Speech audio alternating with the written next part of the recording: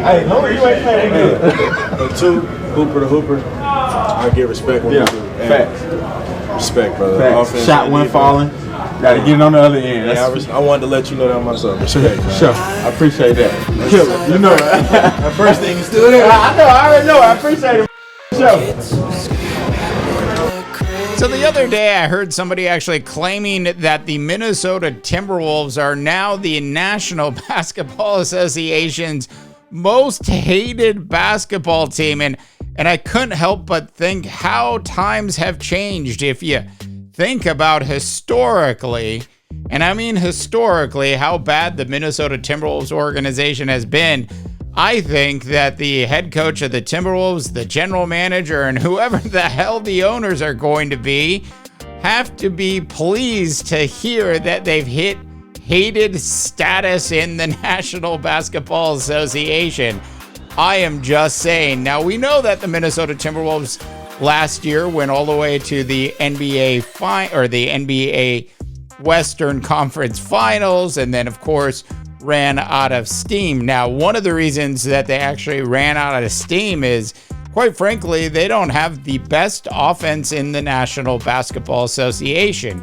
Yes, they have the highest ranked defense in the NBA during the regular season last year, but on the offensive side of the ball, they're actually the 16th ranked best defense in the National Basketball Association last season. And that, my friends, just quite frankly, isn't enough to actually win an NBA title for you. Now, let's hear what the great Charles Barkley has to say about this upcoming Minnesota Timberwolves season. So I think will regress. Oh, you're giving them the will regress. They will regress. They got lucky last year. Everything worked out for them. They let the Joker down last year because he had to play the whole game against those two big 7-footers. Yeah. And he just got... So I think it's always easy for high-profile members of the media to actually take a stance like the one Charles Barkley actually just took, basically saying that the Minnesota Timberwolves are going to regress. I mean, if you're betting on it, yes, the odds are that the Minnesota Timberwolves had a bit of a fluky run to the Western Conference Finals last year. But it's defense that ultimately is the signature of this Minnesota Timberwolves team. And yes, they've lost a couple key players on the team, but they did go out and move up in the draft to actually get a young point guard in one Rob Dillingham. Now, I'm not saying Dillingham's going to be the thing that puts the Timberwolves over the top, but if you ask Kendrick Perkins, who came out the other day and said he believes that Anthony Edwards is actually going to be the league's most valuable player this year, then you have to believe that the offense that the Timberwolves are going to end up running is actually going to be better than 16th as it was last season. Now, we all know that Rudy Gobert is the most hated person in the National Basketball Association. I'm not really sure why. Yeah, I know he was a late draft pick, and yeah, I know he's made a ton of money and gets these huge contracts to just play defense, but I'm still not really sure why he is the most hated person in the National Basketball Association. So Anthony Edwards, who's never shy and has made quote after quote, if you will, that could be considered a foot in the mouth moment, did it again a couple weeks ago. Now, at this point, this has been pretty well publicized. I'm putting the actual quote up for you so you can actually see it.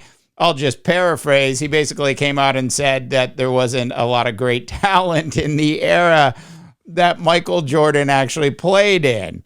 That then led to this comment from Magic Johnson. I don't never respond to a guy that's never won a championship.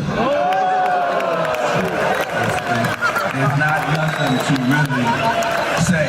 He didn't win a college championship. I don't know if he even won a high school championship.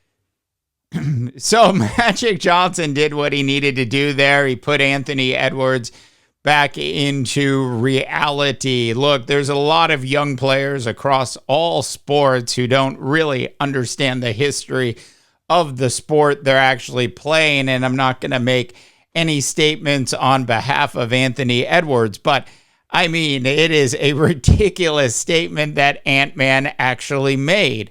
Now, do I think that statement and other ridiculous statements Anthony Edwards has made over the years is going to affect his ability to actually become a better player than he already is in the National Basketball Association? And the answer to that question is no.